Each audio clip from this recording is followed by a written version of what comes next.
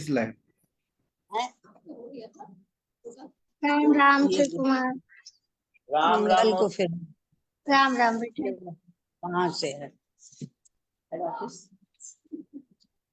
mute others also, Avinash ji. Is it possible for you, or otherwise I have to make it? Okay ये Hindi English दोनों में होता है।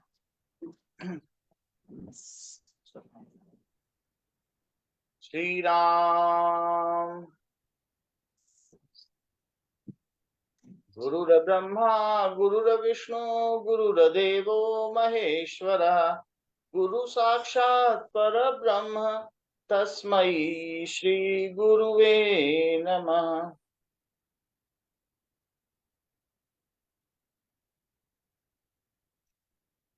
Ram Ram to everybody joining this Ram session. Ram. We are at chapter number 7, श्लोक संख्या 03, verse number 03 of Srimad Bhagavad Gita. मनुष्याणां सहस्रेषु कश्चित् दत्तति सिद्धये यततामपि सिद्धानां कश्चिन्मां वेत्ति तत्त्वतः।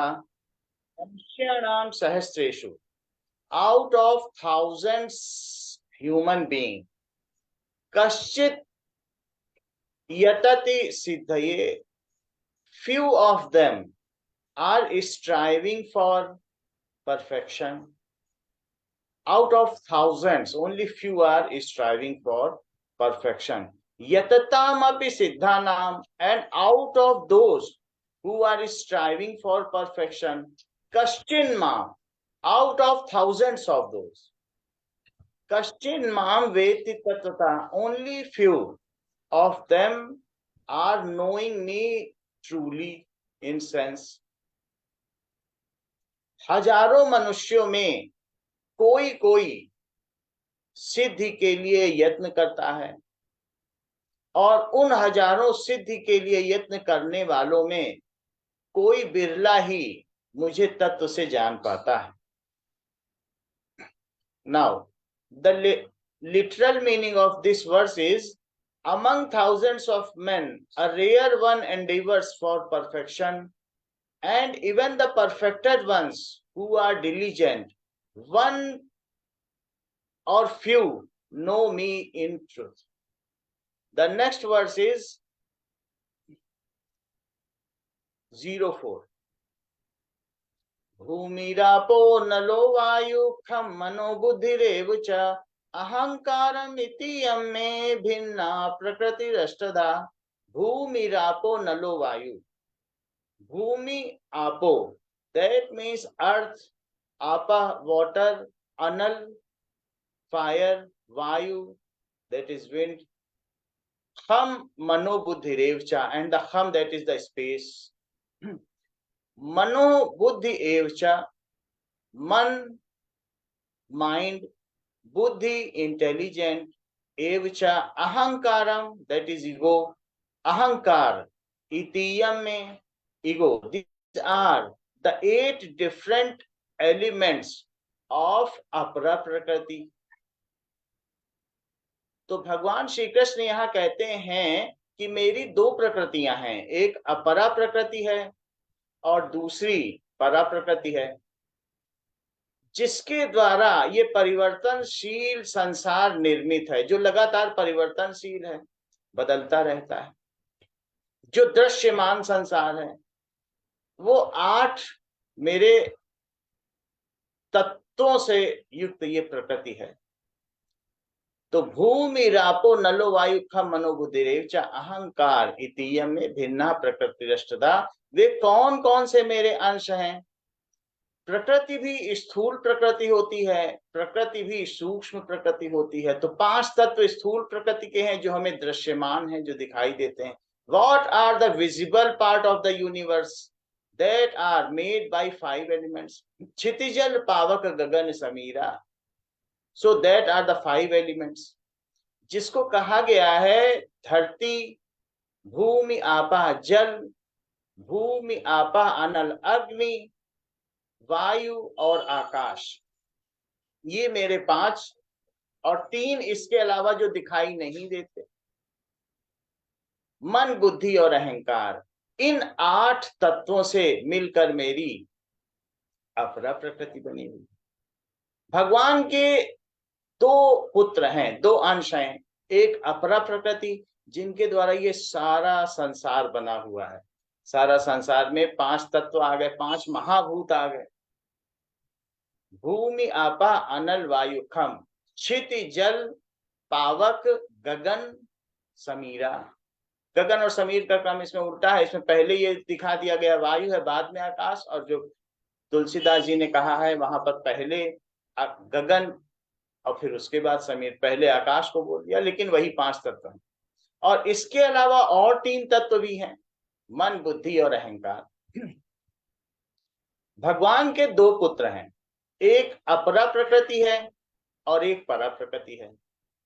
तो भगवान का जो अंश है आत्मा, उसे परा प्रकृति कहा गया है। और इसके अलावा जो भगवान का अपरा प्रकृति, जो भगवान की एक और भी प्रकृति है, भगवान की जड़ प्रकृति भी है और चेतन प्रकृति भी, दोनों ही हैं। तो जो भगवान की जड़ प्रकृति है, उससे ये सारा ब्रह्मांड निर्मित है। जो दिखाई देने वाला ब्रह्मांड है वो उसी से निर्मित। और जब भगवान की चेतन प्रकृति, जो उनका अंश है, जब वो इनके साथ क्रिया करता है, इनके साथ धारण करता है, जीव भूताम महाबाहो ययेदम धारिते जगत, उसके द्वारा ही तो ये धारण किया जाता है, तब ये ब्रह्मांड की उत्पत्ति होती है। जब जीव, जब हमारी आत्मा इनसे क्रिया करती है, इनके साथ क्रिया करने पर वो उनसे जुड़ती चली जाती है और ये सारी लीला प्रकट हो जाती है। अब अगर ये लीला प्रकट होती है तो यहाँ पर बीच में भगवान की एक माया भी आती है, जो ये हमें भ्रम में डालती है। ये विपर्य दोष है कि जो चीज नहीं है, जो अस्थाई है, वो हमें स्थायी मालूम पड़ती है। जो लगातार परिवर्तनशील है, जो असत्य है, वो हमें सत्य मालूम पड़ती है। इस प्रकार का दोष, ना सतो विद्यते भावो ना भावो विद्यते सता, उभयोरपि दृष्टोम तत्वनियो तत्वदर्शवी। असत की कोई सत्ता नहीं है और सत्य का अभाव नहीं है, लेकिन फिर भी यदि हमको असत्य सत्य मालूम पड़ता है और सत्य असत्य मालूम पड़ता है, तो इस प्रकार का जो पर्दा है, जो जीवभूत है, जो आत्मा है और प्रकृति के बीच में जो इस प्रकार का पर्दा है, जिससे कि प्रकृति हमको सत्य मालूम पड़ती है, वो विपर्य दोष कहलाता है। तो विपर्य दोष के कारण, माया के कारण, हम लगातार इस प्रकृति को बरतते रहते हैं, जो कि परिवर्तन और प्रभु से अलग रहते हैं। जिंदगी क्या है अनासिर का ज़ुहूरे तरकीब, मौत क्या है इन्हीं अज़ज़ा का परेशान होना। जिंदगी क्या है? अनासिर का ज़ुहूरे तरकीब, जो 5 तत्व हैं उनका ठीक प्रकार से मिल जाना, यही जिंदगी है। अनासिर का मतलब है कि 5 तत्व का प्रकार व्यवस्थित रूप से मिल जाना ही जिंदगी है। मौत क्या है? इन्हीं अज़ज़ा का, इन 5 तत्वों का परेशान होना, बिखर जाना ही मौत। तो भगवान ने इस श्लोक में क्या कहा है? Lord Krishna has said that भूमि रापो अनल वायु हम, the earth, water, fire, air and space, these are the 5 physical energy of God. These are the physical energy which is ephemeral, which is ever changing and which is visible also, जो दृश्यमान संसार है। Also it includes 3 more kind of energies which are little microscopic. These are the subtle 5 elements, जो दृश्यमान है, जो कारण जो दृश्यमान प्रकृति है, जो स्थूल प्रकृति है, एक सूक्ष्म प्रकृति भी है जो दिखाई नहीं देती। तो हमारी जो आत्मा है, आत्मा जब इस प्रकृति को बरतने लगती है, तो प्रकृति को बरतने के लिए हमारी आत्मा इससे संबंध स्थापित कर लेती है। और जब इससे ये संबंध स्थापित कर लेती है, तो प्रकृति के कुछ अंश को वो अपना मान बैठती है। वास्तव में जो शरीर है, ये प्रकृति का ही दिया हुआ है। इसका हर एक का, जो इसमें फ्लैश है, जो बोन है, जो रहा है, जो रक्त है, अस्थि है, मज्जा है, वो सब प्रकृति से ही मिला है, अंत में प्रकृति में ही मिल जाना है। तो जब आत्मा इसमें से कुछ हिस्से को कहती नहीं ये तो मेरा है, जब उससे अहम स्थापित कर ले, तो जितने हिस्से से हमने स्थापित कर लिया भाई ये हमारा शरीर है, ये शिव कुमार का शरीर है, इतना मीट मेरा है, इतनी हड्डी मेरी है, तो उस जिस हिस्से को या और भी किसी किसी हिस्से को जो हम अपना मान बैठते हैं उसको व्यष्टि कहा जाता। और जिसको हम देख रहे हैं लेकिन अपना नहीं माना है उस समग्र रूप को समष्टि कहा जाता है। स्वामी जी ने भी लिखा है कि जो समष्टि में यज्ञ है वो व्यष्टि में सेवा है। समष्टि भी यज्ञ स्वरूपा है, सब जगह एक दूसरे का होम हो रहा है और धीरे धीरे प्रकृति आगे बढ़ती चली जा रही है। व्यष्टि में भी हम सेवा के द्वारा उसे प्राप्त कर सकते हैं। तो इस तरीके से दो चीजें हैं, जो प्रकृति के है उसके भी दो अंश हैं, एक समष्टि जिसको हम समग्र रूप से देख रहे हैं, उनमें से कुछ हिस्से को हमने, जो हमारी आत्मा है उसने भ्रम रूप से या माया के पर्दे की वजह से अज्ञान रूप से अपना मान लिया है। किसको अपना मान लिया है? उसने मान लिया है कि इसमें से जो आत्मा है कुछ चीजों से अपना नाता जोड़ बैठी है कि इतनी अस्थि, मज्जा, रक्त और जो भी चीजें हैं, ये इंद्रियां, ये सब हमारी। तो इस चीज की वजह से इसमें एक अहंकार उत्पन्न हो गया है। वो अहंकार भी प्रकृति ही है, क्योंकि ये भ्रम रूप है। अहंकार भी कुछ समय बाद नहीं रहेगा हमारी जीवन यात्रा में, जो विकास यात्रा में। इसके अलावा इसी आत्मा में हमने अपने कुछ तार्किक बुद्धि से या इंटेलेक्ट से हमने मान लिया है कि ये चीज ऐसी है, ऐसी दिखती है, तो ये मेरी है, ये उनकी है, वरना ऐसा है नहीं। जिसको हमने अपना मान लिया है, अयम निजा परो वेति गणना लघु चेत साम उदार चरिता नाम तू वसुधैव कुटुंबकम। ये मेरा है, ये तेरा है, इसकी गणना तो छोटे हृदय वाले ही करते हैं, और उदार व्यक्तियों के लिए तो पूरा संसार ही परिवार के समान। हमारी आपकी जो जमीन है उसकी सीमा है, बाउंड्री है, लेकिन धरती की कोई सीमा नहीं होती, विराट की कोई सीमा नहीं होती, क्षुद्र की सीमाएं होती। जो छोटे लोग होते हैं वो बाउंड्री बना के बैठते हैं, धरती कोई बाउंड्री नहीं बनाती। तो इस तरीके से हमने देखा कि भगवान के दो अंश हैं। एक परा प्रकृति है, जो उसका एक अंश है चेतन रूप, सत चित और आनंद रूप आत्मा, उसे परा प्रकृति कहा गया। जो परमात्मा की प्रकृति है वो परा प्रकृति है। और दूसरा उसका एक जड़ रूप है जिसे अपरा प्रकृति कहा है। उस अपरा प्रकृति के 8 अंश हैं, जिसमें से 5 स्थूल अंश हैं, उसको स्थूल प्रकृति कहा है, और 3 सूक्ष्म अंश हैं। तो जिसके जिन अंशों के माध्यम से हमारी आत्मा ने संबंध स्थापित किया है, उसे अपना माना है, तो उस अहंकार को सूक्ष्म प्रकृति कहा है। जिस बुद्धि का उपयोग करते हुए उसको अपना माना गया है, उस बुद्धि में भी, उस मस्तिष्क में भी बहुत सारे तंतु हैं, तंत्रिकाएं हैं। There are many nervous system, nerves are there. So by that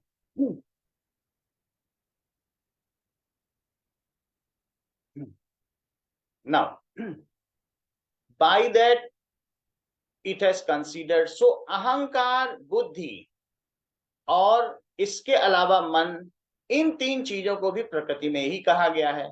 मन के द्वारा हम इंद्रियों से संबंध स्थापित करते हैं। हम प्रकृति से संबंध कैसे जोड़ते हैं?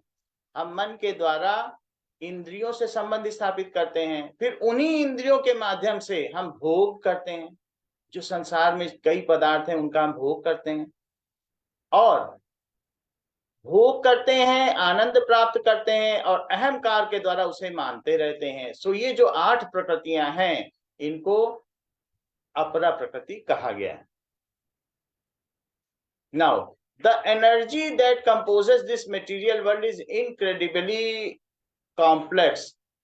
To make it comprehensible to our finite intellect, we have classified into various categories and subcategories. So these are the categories which are known as Apara Prakriti and Para Prakriti.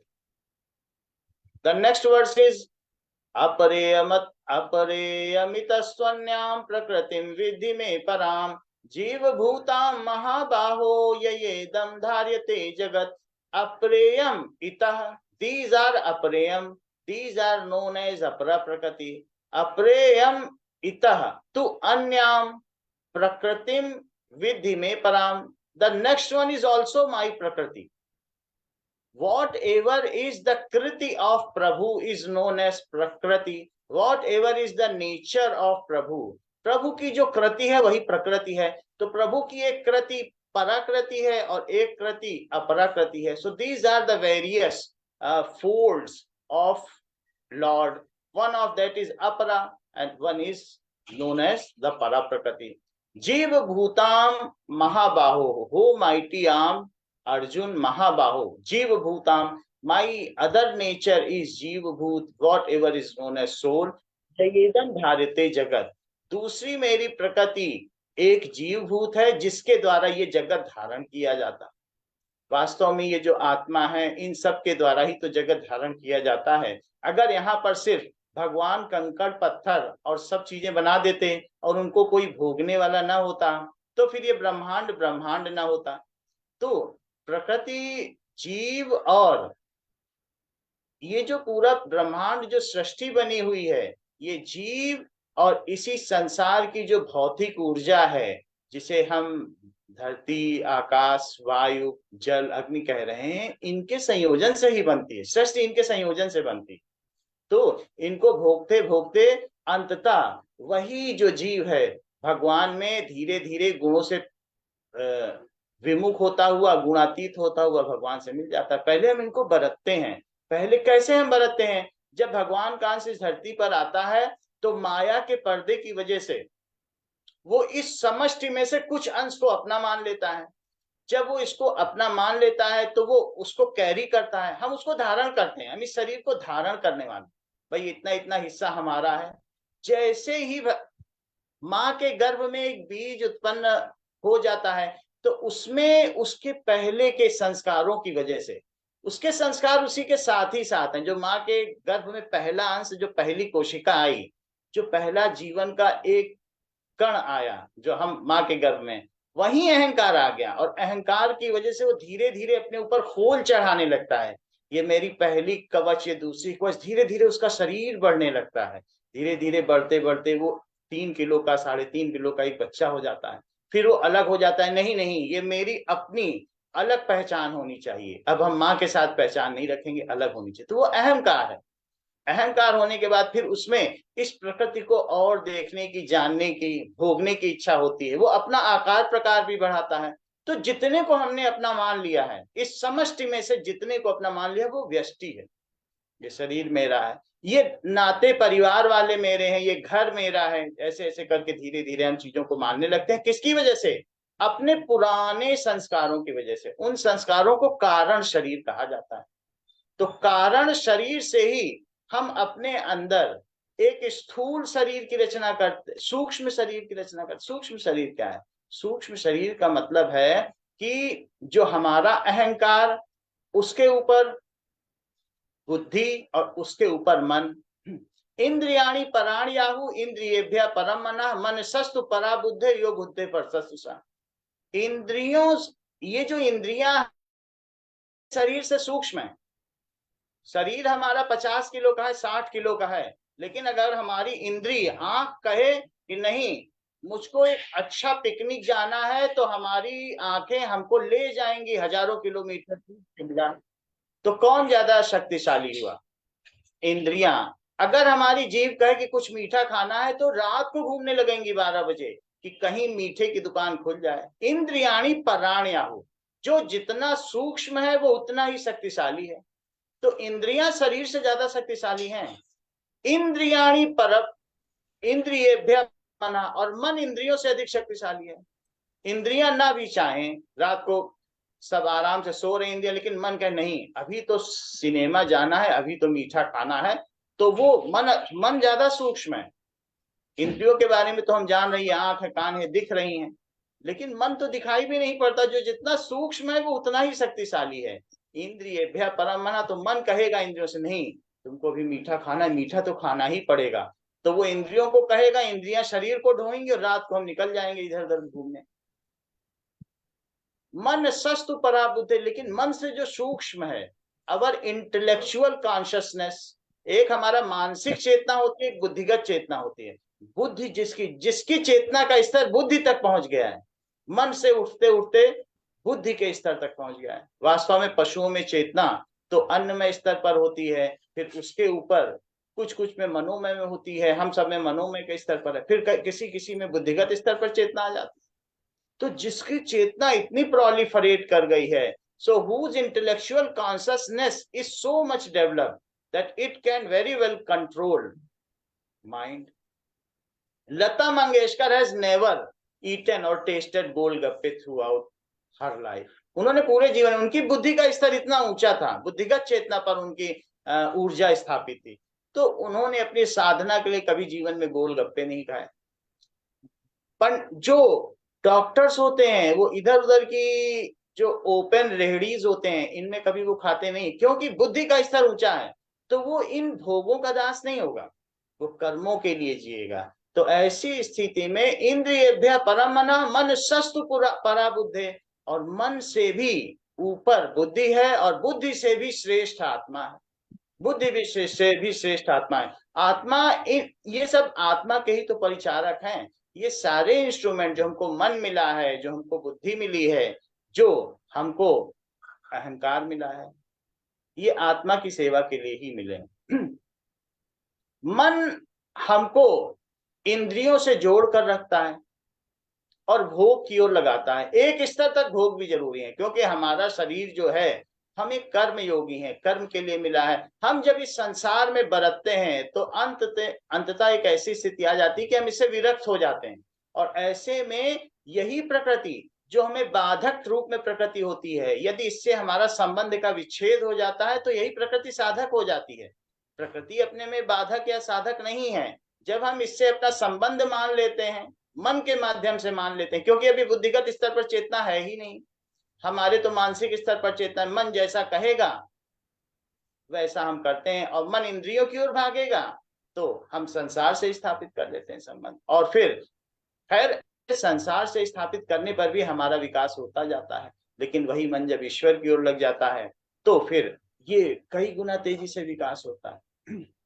Bhumi rapport नलो वायु खम मनोबुद्धिरेव च अहंकारितीय में भिन्ना प्रकृति रष्टता। भगवान के दो पुत्र हैं। पहला तो जो ये परिवर्तनशील है वो प्रकृति है। प्रकृति भी दो हिस्सों में डिवाइड की गई, एक तो स्थूल प्रकृति और एक सूक्ष्म प्रकृति।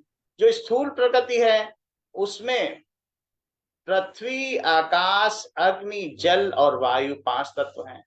प्रकृति सूक्ष्म भी है, जो हमें दिखाई नहीं देती, जो दृश्यमान नहीं है। उसमें मन, बुद्धि, अहंकार है। मन, बुद्धि और अहंकार इन 5 प्रकृतियों के साथ मिलकर व्यष्टि की रचना करते।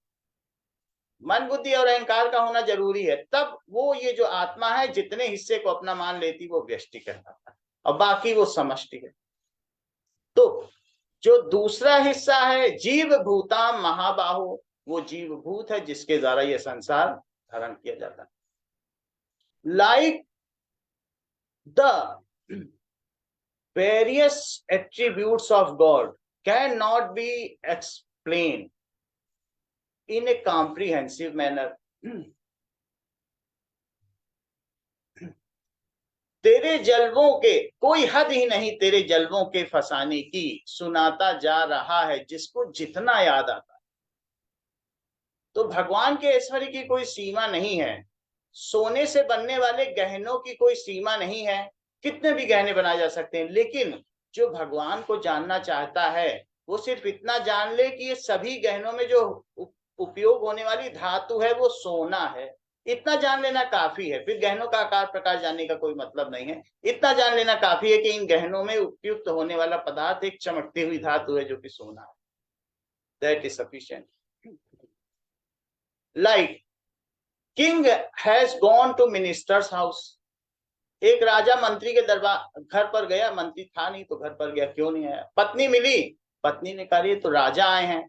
Now the wife of minister has offered a चौकी और a wooden stool to king, but king denied to sit on it. Now wife thought this is a lower seating arrangement for king, so has provided a better seating arrangement with cushion. उसी पत्नी ने उनको cushion दिया कि महाराज आप इस पे बैठे, इस पे गद्दा भी लगा दिया। राजा ने बैठने से इनकार कर दिया। वो मंत्री के घर पर मंत्री से मिलने गया था, मंत्रणा करने गया था, लेकिन उसने मिलने से इनकार कर दिया, उससे उसमें बैठने से इनकार कर दिया। मंत्री की पत्नी ने और अच्छे आसन दिए, और अच्छे आसन दिए, फिर सबसे अच्छा आसन, ऊंचा आसन भी दे दिया उस राजा को, पर राजा तो बैठता न था। तभी मंत्री आ गया, मंत्री से उसने मंत्रणा की और चला गया। ये सारी बातें उसकी पत्नी ने आश्चर्यचकित होकर के अपने मंत्री पति को बताई कि राजा तो बैठता न था। तो मंत्री ने बोला, अरे पगली, राजा कैसे?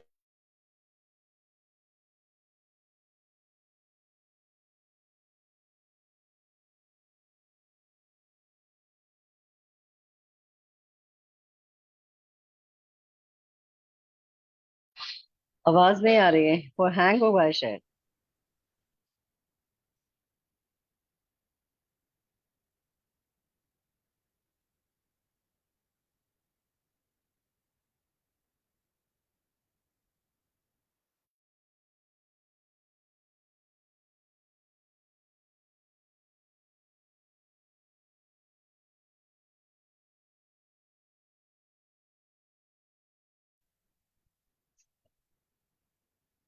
नाउ, यद्यपि ये जो हमारी आत्मा है, इन्हीं को इस्तेमाल करेगी, इनको इस्तेमाल करते करते ये इनसे ऊपर उठ जाएगी और फिर ऊपर उठकर ये भगवान में ही मिल जाएगी। How it is so? Like जिस प्रकार से जेर से गर्भ ढका रहता है, शुरू शुरू में हम ये जानते हैं कि माँ के गर्भ में जब बच्चा होता है तो वो एक झिल्ली से, it is covered with a बल्बियोनिक balloon. When it is implanted in mother's uterus, there is bल्बियोनिक बैलून, एक झिल्ली होती है, उसमें जल भरा होता है, उससे बच्चा पोषित होता रहता है। और पोषित होते होते हुए जब बहुत, तो अंत में उस झिल्ली को फोड़कर बाहर निकल आता है। वैसे ही ये जो जीवभूत आत्मा है धीरे धीरे इस प्रकृति से क्रिया करती है, और क्रिया करते करते वो अपने को उन्नत बनाती है, विकासशील बनाती है, और विकासशील बनाते हुए वो उससे बाहर निकल आती है। तो भगवान ने यहाँ पर इस श्लोक में बहुत अच्छी तरीके से अपने ज्ञान विज्ञान योग चैप्टर में ये बताया है कि अर्जुन, मेरी दो प्रकृतियां हैं, ये आपस में क्रिया करती हैं, और अंत में ये जैसी हैं वैसी ही, जब षष्टिकांत होता है, अंत में ये मुझ में ही विलय हो जाती। फिर अगली जब सृष्टि होती है तो फिर से मैं इनको उत्पन्न करता हूं। तो ये खेल बार बार चला करता है, ये सब भगवान का ही बनाया हुआ है। गगन पे लटके बिना सहारे, सूर्य चंद्र शनि धरानी सितारे, धरती डोले चले चंद्रमा, ऋतु बदले दिन रात सकारे। ये सब किसके सहारे पे हैं? गगन पे लटके बिना सहारे, सब कुछ चल रहे हैं, ऋतु बदल रही है, धरती डोले चंद्रमा, जड़ नर वन पशु योनि सभी को गुण अवगुण बहु रूप मिला रे। सबको भगवान ने अलग अलग रूप दिया है। लगे न सेना सेवक जंतर, ज्ञानी विज्ञानी महिपाल, करामात किस कलाकार की, प्रकृति चले चक चौकस चाल। कहीं कोई सेना नहीं है, कहीं कुछ नहीं है, और देखो सब कुछ बढ़िया तरीके से हो रहा है। कहीं कोई कोर्ट भी नहीं है, सबको अपने कर्मों का फल भी मिल रहा है, सब कुछ लटके हुए हैं, ऋतु बदल रही है। किस कलाकार की? करामात किस कलाकार की, प्रकृति चले चक चौकस चाल, टिम टिम करते लाखों तारे, गंग आकाशी बहे महान, milky way galaxies there, constellations are there, nebulas are there, the complete universe is there and it is working in matchless manifestation. इस प्रकार से अपना प्रकटीकरण कर रहे हैं कि जो अतुल्य है उसकी तुलना नहीं की जा सकती। नाउ, टिमटिम करते लाखों तारे, गंग आकाशी बहे महान, धरती साजे रूप चांदनी, पौरुष फूके सूर्य जहान। धरती में चांदनी भी अपना रूप दे रही है और पौरुष सूर्य के द्वारा फूका जा रहा है। मंद समीर बहे मन भावन, कितनी अच्छी हवा बह रही है, चू चू चिड़िया गाती गान, और कल कल कलरव करती नदियां पुष्पित फलित हरित परिधान। इतना सुंदर आवाज है, प्रकृति की हर चीज कितनी सुंदर है। कल कल करती बहती नदियां, पुष्पित फलित हरित परिधान। महाकाव्य किस आदि कवि का छिपा अलौकिक उपमा जाल। सब तरफ उपमा ही उपमाएं हैं। हे खग मृग हे मधुकर श्रेणी, तुम देखी सीता मृग नयनी। यहां तक कि भगवान भी इसी प्रकृति से अपनी पत्नी सीता के उपमा कर रहे हैं। क्या तुमने हिरण की आंखों वाली सीता को देखा है? तो ये प्रकृति कितनी सुंदर है कि भगवान अपनी पत्नी की भी उपमा इसी प्रकृति से करते हैं। महाकाव्य किस आदि कवि का बिछा अलौकिक उपमा जाल। कण रज पाके रचे रामायण, वाल्मीकि तुलसी प्रतिकाल। तुलसी की रामायण में देख लो, हर दूसरे छंद में, हर दूसरे दोहे में उपमा ही उपमा। रूपक अलंकार, उपमा अलंकार, अनुप्रास अलंकार सबका पीछा पड़ा है और फिर भी भाव उतने हैं। जागु जागु जीव जड़ जो है, जग के जामिनी दे गहने जानू जैसे घन दामिनी। हाट बाट कोट ओट अट्टनी आगार कौरी दौरी दौरी खौरी खौरी दीनी अति आ गई है। कितने अच्छे सुंदर अलंकार। वाल्मीकि तुलसी रामायण रचे प्रतिकाल। सुंदर दुर्लभ देह गढ़ी, पर शिल्पी और औजार नहीं। किसने बनाया होगा? कौन सी छेनी हथौड़ी लगी होगी? सुंदर दुर्लभ देह गढ़ी, पर शिल्पी और औजार नहीं। रंग अलौकिक खिले फूल, पर भरे रंग चित्कार नहीं। कौन इनमें रंग भरता है? कितने सुंदर फूल, हजारों तरीके के फूल, उनसे हम रंग बना लेते हैं, फिर अपनी रचना करते हैं, लेकिन क्या उनमें कोई रंग भरने जाता है? रंग खिले फूल, पर भरे रंग चित्कार नहीं।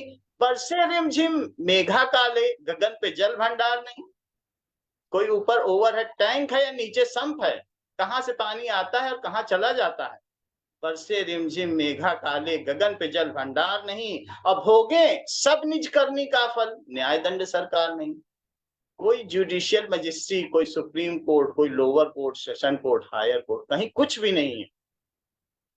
हो गए सब निज कर्मी करनी का फल, न्याय दंड सरकार नहीं। कीट पतंग विहंग पशु का, भरे पेट को हित प्रतिपाल। इनका कौन प्रतिपालक है, कौन हित करता है? कीट विहंग पतंग, कीड़े मकोड़ों का, पक्षियों का कौन पेट भरने जाता है? क्या ये कहीं नौकरी करने जाते हैं?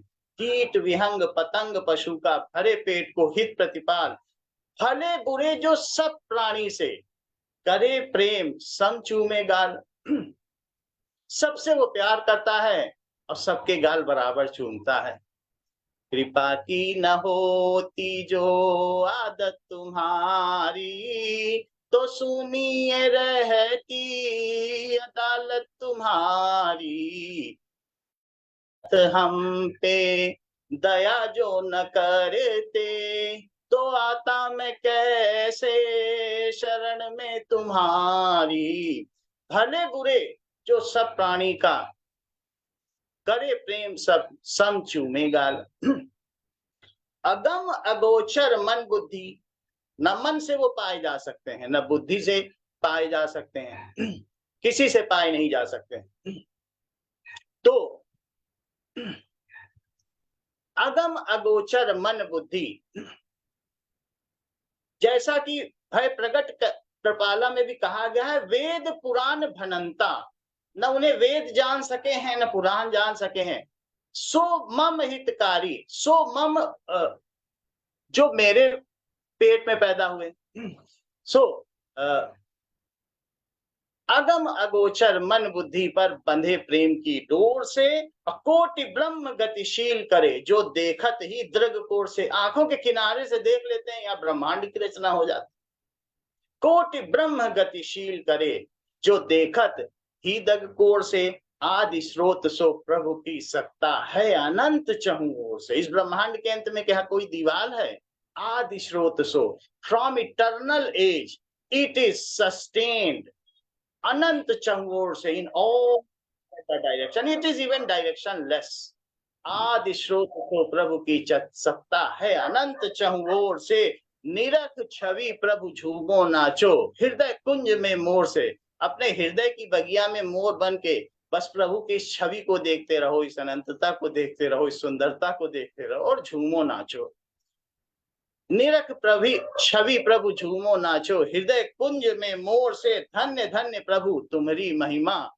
नमो नमामि चरणन भाल, मैं तुम्हारे चरणों में अपने भाल को रखकर, अपने मस्तक को रखकर नमस्कार करता हूँ और बार बार नमस्कार करता हूँ। नमो नमो नमस्तेषु सहस्त्र कृत्वा तथापि भूयो नमो नमस्ते, मैं तुम्हें 1000 बार नमस्कार करता हूँ, अर्जुन कहते हैं, और फिर भी मैं तुम्हें बार बार नमस्कार करता हूँ। धन्य धन्य प्रभु तुम्हारी महिमा, नमो नमामि चरणन भाल। पाप प्रसाद प्रभु परम प्रेम का, निमिष में नांगो भव निधि नाल, भगवान के परम प्रेम का प्रसाद पाकर जरा सी देर में इस पूरे भव निधि नाल को, बड़े से नाले को हम निमिष में नांग सकते हैं। It is the micro second of the second, 10 lakh part of the 1 second, millionth part of 1 second, it can be done. So भगवान की ऐसी ही सृष्टि है।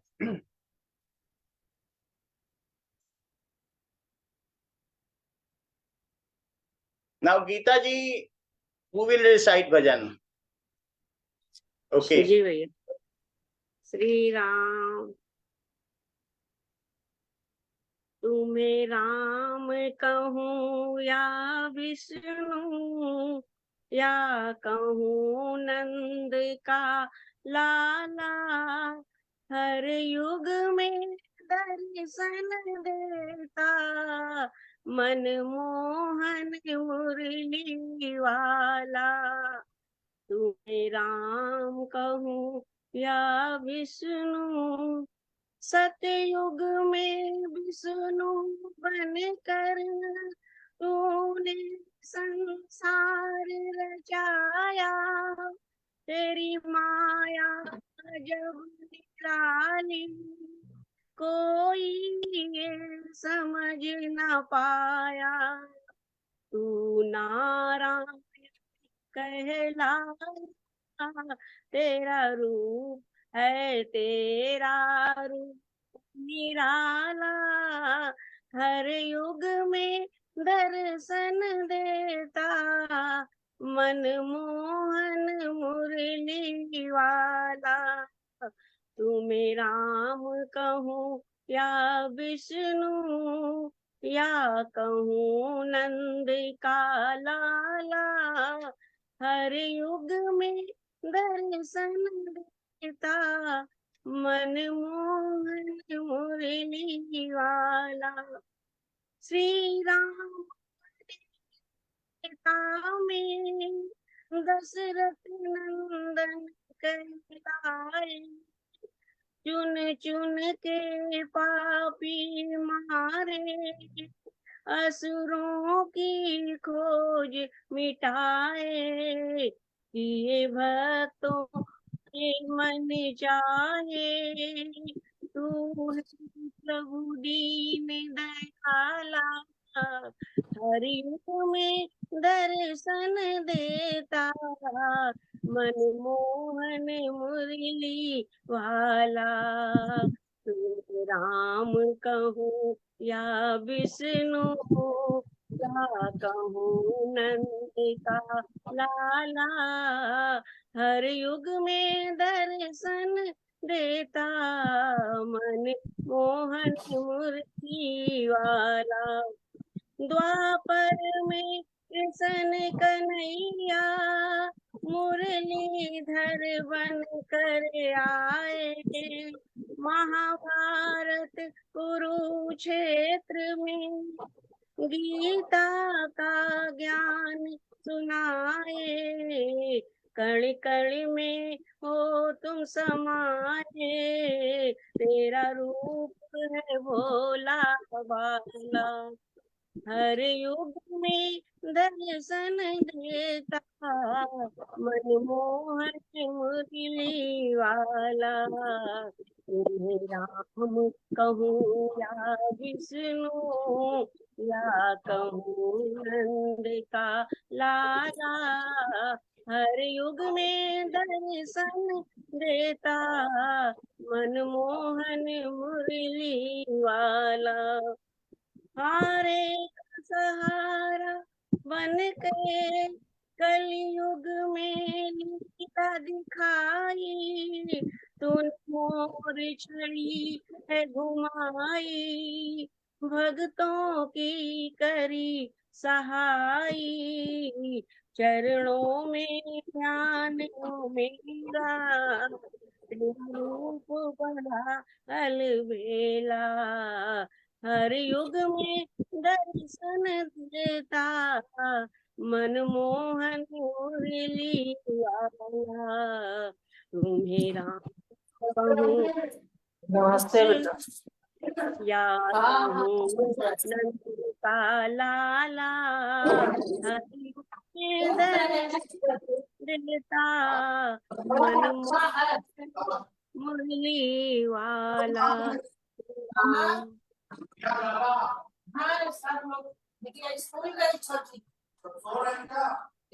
श्रीराम सर्वे भवन्तु सुखिनः, सर्वे सन्तु निरामयाः, सर्वे पश्यन्तु मा कश्चित् दुःखभाग् भवेत्। न तो हम पुनः कामये दुःखशब्दानां प्राणिनामार्तनाशनम्। त्वदिष्टं भवतु गोविन्द, त्वदिष्टं भवतु गोविन्द, न त्वदिष्टं पाहि मां रक्ष मां रक्ष। तेरी इच्छा पूर्ण हो मां, हम सब तेरी शरण में, अपने चरणों की भक्ति करो।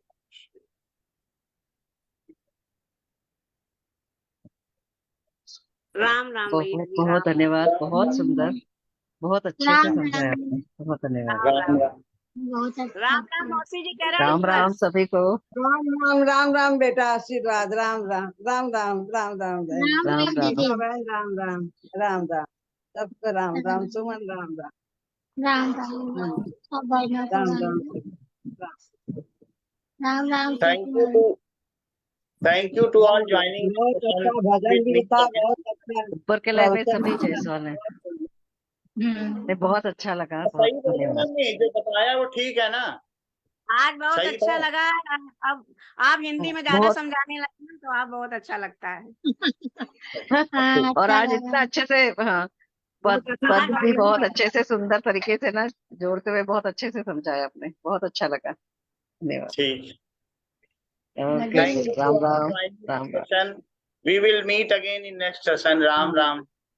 राम राम राम। राम राम